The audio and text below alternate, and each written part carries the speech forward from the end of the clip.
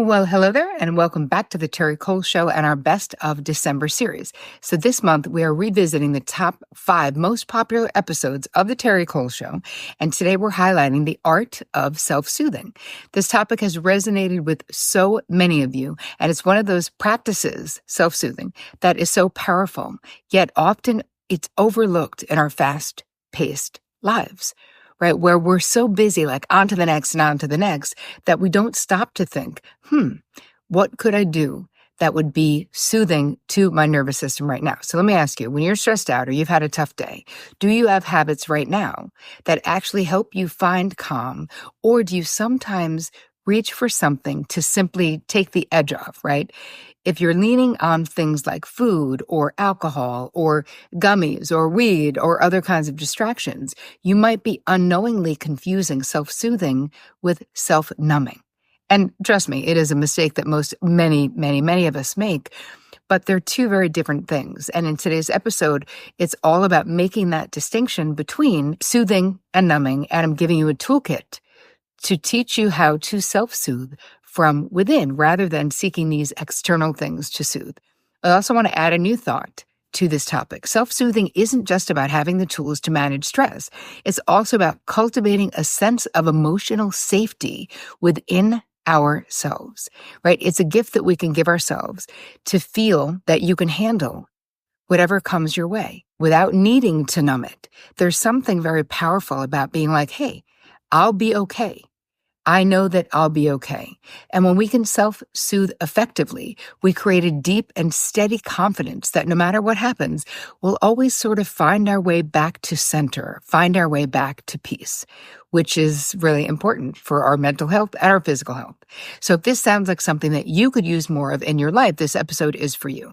I'll be sharing some of my favorite self-soothing strategies and even how to create your own toolkit, right? So that you're prepared before those high stress moments start activating your central nervous system. And if you happen to be new here, welcome. Please make sure that you subscribe so that you don't miss the rest of the Best of series and everything that we have to come. All right, let's jump in and explore the art of self-soothing. Here we go.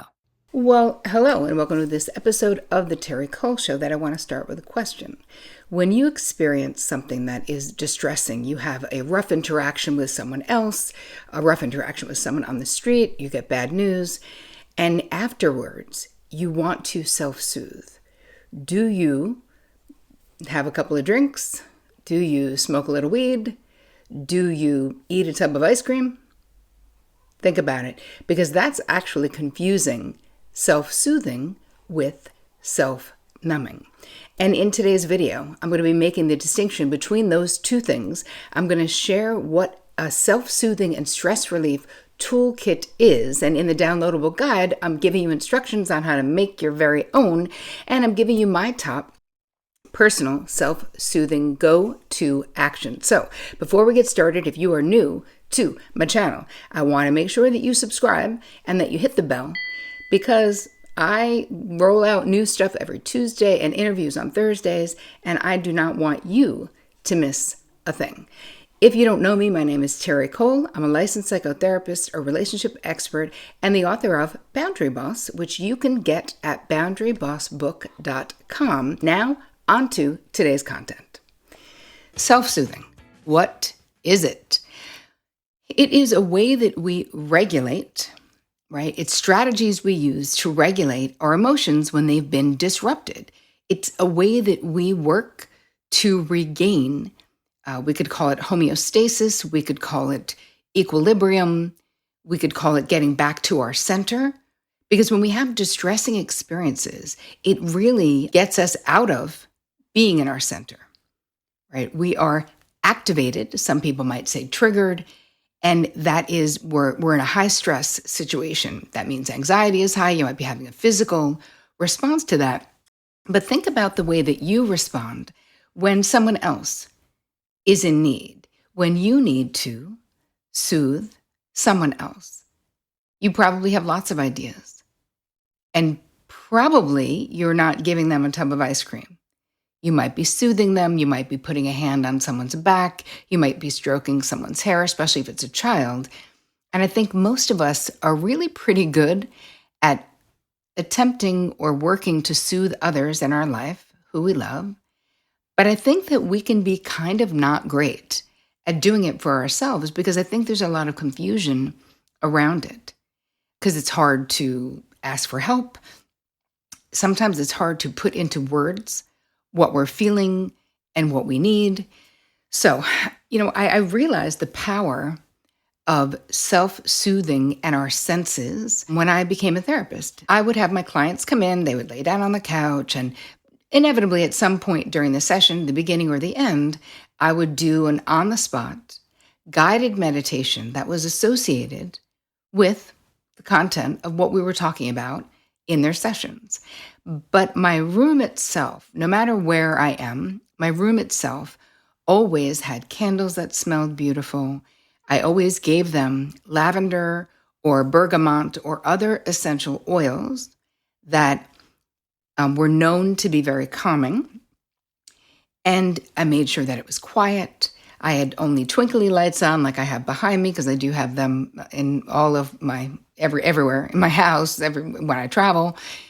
So I created this atmosphere. And what I realized is that if they would now carry lavender, let's just say that was the scent that they chose when they were in my office, then I asked them to carry it with them.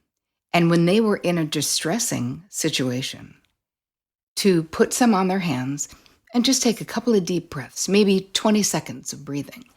And what I found over and over is that your body remembers. And we're very Pavlovian, Pavlov's dogs, where there was a whole study that was done where when it was time to eat, they'd ring a bell and the dogs would come and eat. And then they stopped bringing the food. But when they rang the bell, the dogs would salivate as if food was coming because they were so conditioned to eat when the bell rang. So this is a very similar thing where my clients are able to tap back into the physical calm that they experience in my office simply by smelling the smell of lavender or bergamot or whatever their smell of choice is.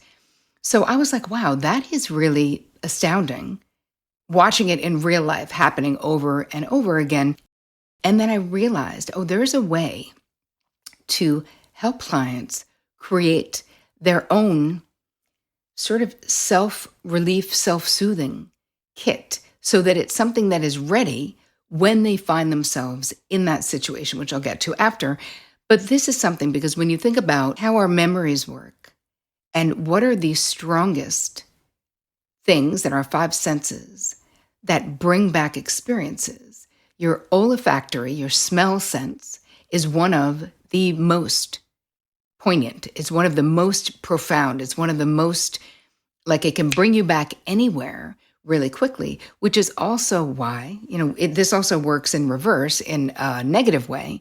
When you think about post-traumatic stress syndrome that people experience, if you had a terrible car accident, and in that car accident, there was a particular smell. My husband and I actually had a really scary car accident about 3 years ago. Actually, we were going to Gabby Bernstein's house to see she and her husband. We were going to be painting landscapes. My husband had all the paints in the car because he's an artist. We ended up having a head-on collision on our way to Gabby's and Zach's, and we never made it that day. And we were both okay, thank God, minor injuries. But it was a very traumatizing experience because it was so scary. I thought for sure we were going to die, literally, because there was no time. The person was making a mistake and moving right in front of us, and we were doing probably 40 or 50 miles an hour, and we slammed into them at that speed. It was terrifying. I'd never had an experience where the airbags came out, and they have this powder that has a particular smell. And in fact, my husband and I both thought it was smoke. We thought the car was on fire, trying to get ourselves out of our seats. It was very scary. But that smell itself and the smoky smell of metal on metal and the rubber grabbing the road we were trying to stop, anytime, even now, and this is years later, and I've done trauma work on that experience, anytime I smell any of those things, I will be flashed back to the moment right before impact in that accident. Now, To me, that's a normal stress reaction. It's a normal response because it doesn't last long. I'm not having intrusive memories or dreaming about it.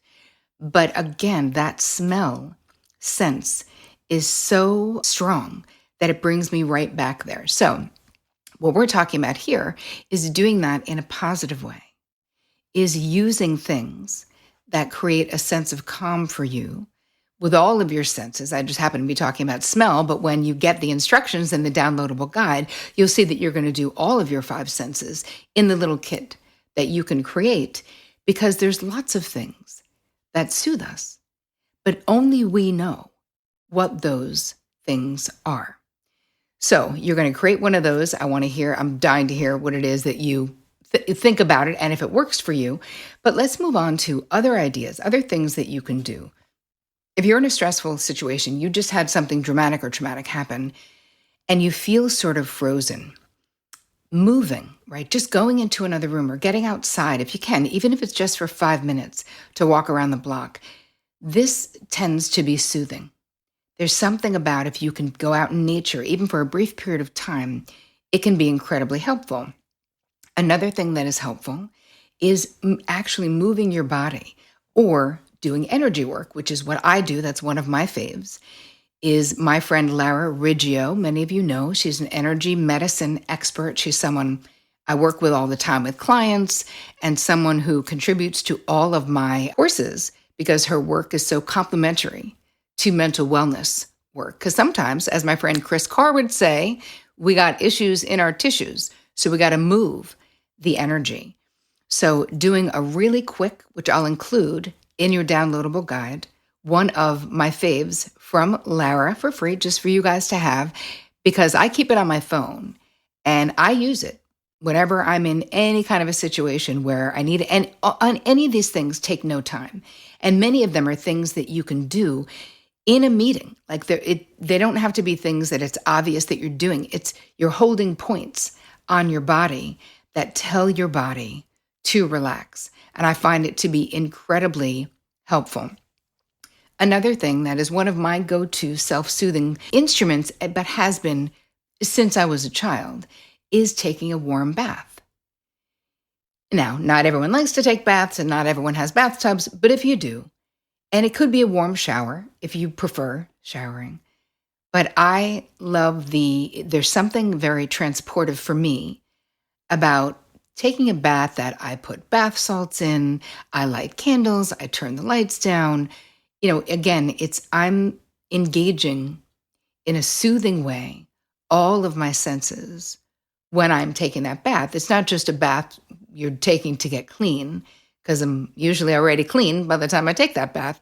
It's really more for my state of mind and to get me back to a centered place if my centeredness, if my equilibrium has been disrupted by an experience, by a phone call, by a meeting, by anything, because there are so many things that can create disequilibrium in our bodies. Another thing that is really helpful, one of my faves, is guided meditations. There is something incredibly soothing about, I listened to my friend and my meditation teacher 20 years ago, David G is his name. He's got the most beautiful voice. Listen, I have tons of guided meditations, but for me, listening to my own guided meditations is freaking weird. So I do not do that. But I love David G's meditations. He's got such a beautiful, soothing voice. So I'll do an 8-minute meditation. I'll just take a break in my day.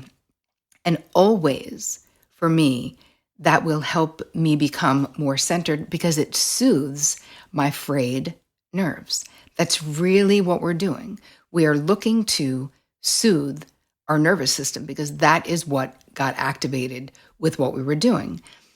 Another thing that I want to talk to you about is if you're in a relationship or friendships or whatever, a relationship in particular, you need to make sure that you know what is soothing to your partner and that your partner knows what is soothing to you. The same way that we look at love languages, because we're all so different. I know you guys are familiar with the 5 love languages, which means how do we feel loved in life? Some people, it's gifts. Some people, it's acts of service. Some people, it's physical touch. Some people, it's quality time, right? There are 5 different love languages. That doesn't mean that your love language is immediately, actions that would fulfill the love language would be soothing, but it's a good bet that they're going to be in the same general area. Physical touch is one of my love languages that I need, that I feel loved by affection. And that is absolutely soothing to me when I'm upset. So there's something that you can do within your relationship. You can have the conversation. And if your partner is upset or feeling dysregulated and you want to soothe them, you can say, what would be soothing for me to do for you right now? But I'd like you to have the conversation prior to either one of you being in that kind of a mini crisis, because it's hard at that moment to even think about what would be soothing. So I always want to have those conversations when I'm not already in some kind of a dramatic situation and just explore what is soothing. I know that with Vic, it's just being with him. If he's upset or dysregulated about something, I'll say, hey, do you want to just bat this? Let's take a ride. Let's just go on an adventure and we can talk about this in the truck. And that always seems to help. That wouldn't help other people, especially if you don't live in the country and you don't have a truck and you don't have someone to go with. So it's really very unique and specific to you and your partner. But it's so important. And before you can even tell someone else what is soothing to you, you need to understand what is soothing to you. Because again, it's easy for us to look at self-numbing behaviors and mistake those as soothing. But how you can tell the difference is with self-numbing behaviors, usually there will be some negative consequence down the road for that behavior. So if you are using alcohol to self-numb and you think it's self-soothing, you will be hungover the next day, let's say, or maybe drunk text your boss that night and bawl them out, or do something that will then create a negative ripple effect in your life. And the same thing with eating a tub of ice cream. There's nothing wrong with eating ice cream, right? But if it makes you feel gross the next day, or if it is not aligned with what you normally eat and how you feel, right? Maybe you don't normally eat ice cream, but if you do that, that sugar is going to really impact you. So part of it is you need to know what is soothing to you and have that conversation with your partner. I think that with self-soothing, the reason why I'm even talking about that is that I've gotten so many questions, so many emails, so many people reaching to me on social media about needing self-soothing and not knowing how to do it. So I'm always sharing resources, and I will give you some of those also in the downloadable guide that you can get at terricole.com/guide, because so many of these are free apps that you can put on your phone. I love the breathing app. That is something that you can do it for 5 minutes, and it will absolutely make a difference in how you feel. It literally puts the brakes on all of that cortisol and all of that fast heart beating that is happening when you can be mindful enough to say, I'm just going to pop on that breathing app and I'm going to watch the ball, because you can do it with sound or without sound. I most of the time do it without sound, and you're just looking at this ball that is inflating and then deflating, and you are inhaling as it's inflating and you are exhaling as it's deflating. And what I love about the breathing app is that it doesn't require me to do a lot of thinking or for me to be very present, because when I am out of equilibrium, I don't have the capacity in that moment to do a lot of complicated problem solving. I need something that already exists. So it's all about being proactive, thinking about this ahead of time, having the conversation if you're in a relationship ahead of time, so that when these things happen, you have a go-to, right? Your stress relief and self-soothing toolkit will be your go-to. You can also do that virtually. You can do it on your phone, right? I have one that I do in real life, physical things that create my toolkit. But you can also, if it's easier for you, you can do it virtually. Whatever you will do is the right thing for you to do. So don't make yourself wrong. Because listen, and when we're feeling this way, when we are anxious, when we cannot get soothed, the last thing we need to do is be self-judgmental, right? We really need to flex the self-compassion muscle. And by setting yourself up for success when you're in that situation, that is flexing your self-compassion muscle. So I would love to know if this helped you. Did you create your self-relief and self-soothing toolkit? Are you using it? What is happening? And what do you find soothing? Actually self-soothing. What do you do? Because I would love to hear your ideas as well. I really hope that this added value to your life. I appreciate your time. And as always, take care of you. Hey, are you still here? Oh, I love that you are still here. You are definitely my kind of person, staying till the very end. And since you're still with me, I've got something super duper special just for you.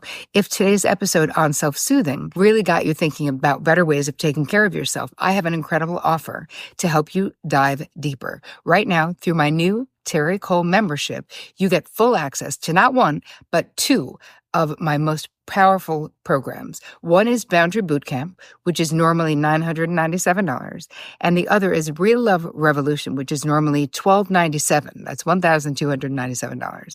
All just right now, you can get them for $59 a month or $590 a year. Now, that is 2 months completely free of the membership. That means you'll get both courses, 4 live monthly calls with me, and a whole community of like-minded folks working on building stronger boundaries, deeper self-love, and healthier relationships all together in one place. So if you're ready to start honoring yourself, setting clear boundaries, and creating real, lasting self-love, head on over to terricole.com/TCM to learn more. Thank you so much for hanging out with me today. And as always, take care of you.